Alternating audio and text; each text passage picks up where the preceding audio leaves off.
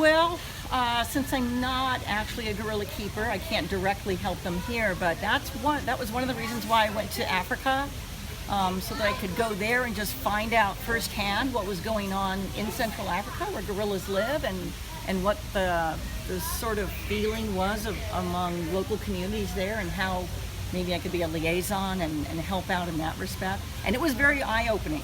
Talking to communities in around the areas where gorillas live was really shocking to me to find out how many children that live in that area, they've never seen a gorilla. They don't know really what they look like. They've heard about them, but they've never seen them. So when I went in January, I brought photos. The zoo has a bunch of animal photos of the animals that we have here at the zoo. So I brought a whole stack of gorilla photos and handed them out to the kids there. And you should have seen their faces. They were like, what is it? Whoa, how big are they? And I described like, well, they're like that, and their hands are like that, and their eyes are just, what, really? And I guess for me, that's a big win, because if you start, it's like you guys, I mean, 20 years ago, what are the chances of my talking here with a group of middle school students about gorillas, for crying out loud? 20 years ago, no one, they thought, oh, gorillas, yeah, you see them in the zoo, you knock on the glass, they turn around, they act silly, they throw feces at you, they're just so funny. It's become very dire. Gorillas are not doing well in the wild, and it's because of us as humans. So it's fantastic that you guys are doing this, and I'm just doing a little part here and there to try and help as well. Yeah. So, third question. Well, it's not. Who's counting? Doesn't help. Nobody's counting. What have you seen as a result of the coltan mining? What have I seen? Yeah. Or what have you heard about, or? Directly, when I was in Uganda, I saw areas that had been clear cut, and there's something really devastating about seeing this lush rainforest area, and then all of a sudden it stops. Yeah.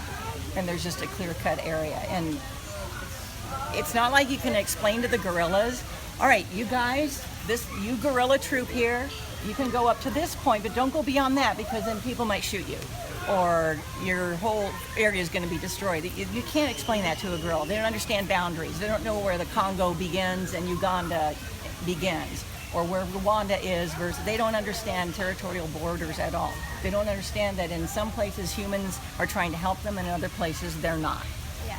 So it's devastating when you are out there in the rainforest and you look out over a mountaintop and you see this lush forest, and all of a sudden it just stops, and there's this whole clear-cut area where either palm oil is going in, or there's a whole place that's been clear-cut for mining. It's devastating. It's real. It gets you. It's tough to see. Yeah. So directly, that's all that I've seen. Here I'm not. I give tours at the zoo, and so I get questions occasionally about coltan and how does the zoo recycle cell phones? They have a recycle bin, and of course we say yes, but that's, unfortunately, I wish I was doing more here. It's a little frustrating, but that's about the extent of it for me. All right. Somebody else want to say the Whoa. So that's a Kuba. He's the youngest. And then Maka is behind him. A Kuba loves to sit on branches. It's one of his favorite things to do. Sorry, go ahead. Yeah. All right. So what have you heard of how people and companies are helping? Yeah. Okay. How, what? How people and companies are helping this situation? With coltan? Yeah. Well, I know that the cell phone recycling movement is really gaining strength, and there seems to be an upswelling of awareness and contributions from people and businesses and conservation organizations to try and hit that message home. When I here at the zoo, I get a lot of people say to me, but it's just a cell phone. It's this big. The rainforest is vast, and so what does it matter whether I recycle this one little cell phone? And so we try to hit home the message that a lot of things in history have changed because of one person, because they had one little idea that grew into a bigger idea that really helped. Sometimes it didn't help, sometimes it hurt things. But one little cell phone can have, because someone might see you recycle that cell phone, and then they'll go home and go, you know what I saw today? I saw this one person recycling. We should do that too. So it, hopefully is starting this upswelling. I kind of feel it here. I know our recycling bin out in the front fills up much faster now than it did 2-3 years ago. Yeah. So something's happening out there. Thank goodness. Yeah. Yeah. So you wanna? Why do Yes, sir. gorillas walk on their knuckles? Knuckle walking, yeah. Gorillas do that, and the chimpanzees do not. It's unique to the gorillas. They do it because it's a little bit easier because their hands are so long, their fingers are really long, so it's easier for them to just fold them over and knuckle walk that way. So as a result, they have big calluses on their knuckles as well. It's way easier for them. How do you have any ideas or solutions about how coltan mining or like the mining of tantalum can be moved to other places such as Canada? I believe they found a new. Is there coltan in Canada? Yes. Do you know? Well, you if guys there's- should tell me, where else is there coltan other than Africa? It's been found in Australia. In Australia? Okay. Those coltan questions we asked of the coltan people yesterday. So Interesting. we're gonna be better pressed to specific questions. Oh, I wasn't like. Yeah, no, that's No, okay. I know. He missed our interview yesterday, so where we talked okay. to the coltan people Yeah. about why that was happening. But there's some in Australia, and there's some in Canada. Yeah. Is there any in Southeast Asia? Please say no. We didn't. That's not Okay, very good. popular. Okay, good. All right. They're looking. We for need to more. stay One away of the from things we heard Southeast was, Asia. I guess the main mine in Australia that was owned by a guy or somebody like Really? that, and so he stopped doing it because the price for coltan dropped so low that there were other minerals he could mine on his land that brought him more money, so he stopped mining it there. Cool. So the Canada one, I think they said, is a brand new find, and so that's kind of something that they're excited about. Nice. This company that we spoke with, they said that the reality is that no one's going to get rid of their cell phone. We're not going to stop using Right. cell phones. Right. Coltan capacitors seem to kind of be what was required. Yeah. And so one of the things that they're doing that she told us, just for your information, was they go into a village, for instance, in the Congo, and they make sure that the village owns the mine. That's really important to them, is that the village owns the mine, not a corporation. Nice. So, and then what they do is they came in and they build infrastructure for this village. Nice. Roads, water, electricity, schooling, and then they require that you have to be 16 years of old to mine. You have to have gone to school until you're 16 years old to work in their mines. They help pay for college education abroad, Good. so that these people come back and build their village up to not require mining anymore, to have other means of bringing in income, bringing in Wow. food. They pay them a living wage so that they can buy food rather than poach gorillas. Right, yeah. So I think that's a big one, is that a lot of times That's fantastic. miners are eating them. That's one of the big They ones, are. is that they're actually. Poverty is really it's really prevalent in Africa. One of the things that you really notice right off the bat, once you get off the plane in Africa, is the poverty is everywhere. No one has money, and there are a lot of families that just struggling to feed their children and each other. So the whole bushmeat trade, which is the buying and selling of exotic animals for meat, that's why it's such a big problem. These people need to eat, so a lot of conservation organizations are going in and offering them alternatives to meat and offering them other means of earning a living and getting money. And education is huge. There's so many children. I spent some time at an orphanage in Uganda as well. And the kids at the orphanage, their whole dream for their whole life is to go to school. Like, I just wish I could go to school. I wish I could put on that uniform and have books so I could go to school. Because many of them will never go to school. A lot of them won't live past 18. It's a huge dream. And Now, do you feel bad for seeing schools boring, Austin? yeah, Kind of. yeah. Do you guys have more gorilla questions on there? Yeah. Skip any of Shoot, it. yeah, go ahead. Is there a light at the end of the tunnel for gorillas? Whoa. Looking at the truthful side instead of the denial side. I'll give you my.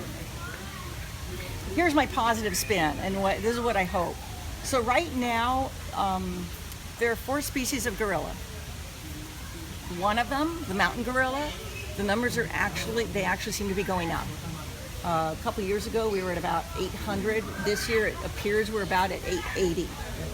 These numbers are going up, and a lot of that is because of conservation organizations that have now moved into the area, and they're actually trying to protect the gorillas that live in there, the mountain gorillas. Have you heard of gorilla doctors? No. Gorilla doctors is a group of veterinarians, exotic animal vets, who live in Rwanda, Congo, Uganda area. And what they do is track mountain gorillas every single day. They have different groups that they've habituated to the presence of humans, and they track them every day and make sure they're healthy. And when they're not healthy, they go in and dart them with anesthetics, and they employ local folks to help them as rangers and guides. And if they have to operate, if surgery is involved, they go in, they knock them down, they put out a big tarp on the ground, and they operate right there in the rainforest. And they've saved so many gorillas by doing that. It's just this constant, everyday struggle to try and make sure that they're safe. Removing snares off of their arms when the little babies get trapped in snares that hunters have set for other animals, and they don't know how to get it off, so it starts to embed in the skin. So again, the gorilla doctors go out and track these animals every day, make sure no one's gotten caught in a snare, and if they have, they dart them, knock them down, remove the snare. Yay, gorilla's now free again. So the numbers of mountain gorillas are going up. That's the really good news. Unfortunately for the other three species, the numbers are not doing as well as we would like. Their habitat areas is not vast. They can't live in the desert. They have to live in rainforest areas. If the rainforests keep getting destroyed, gorillas are going to be on the losing side of that scenario, unfortunately. So I don't know what the outcome's going to be. I in my dream world, I would love it if some kind of legislation came down the pipeline and all of gorilla habitats were suddenly protected and nobody went in there anymore and disturbed them, so the gorillas could just start making babies and their populations could grow and they'd be healthy and we'd all live happily ever after. I don't know if that's going to happen. Probably not, but I don't know. But in the meantime, what do we do? And I can't just go home and forget about it. We've got to do something about it. So again, thanks to you guys for doing what you're doing. Raising awareness, like you said, it's a huge step. Conservation and helping endangered species, it all starts with raising awareness, because when people don't know, nothing's being done.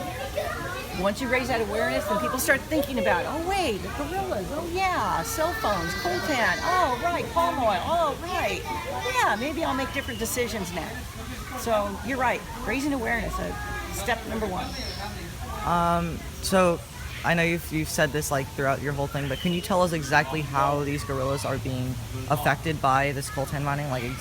In the wild? Yeah, the kinds of things that people losing their living space. So they need vast areas to live in. When that area starts to shrink, then they start to run into each group. The different groups run into each other, and then they start fighting each other for territories. They need a certain amount of territory to be healthy, so they can make more babies, so their family unit can grow. And when that habitat area starts to get smaller, then their population sizes start to get smaller too. The chances of getting sick kind of go up. Their chances of having as many babies goes down, so they start reproducing less. It kind of trickles down once that habitat area keeps shrinking like it has been. I think I have one more question. Okay. So how can we help this cause other than raising awareness and having a use cell phone drive? Well, how can an average person help other than by recycling cell phones and stuff like that? Read, research, get on the internet, Google gorillas. Just start reading stuff about gorillas.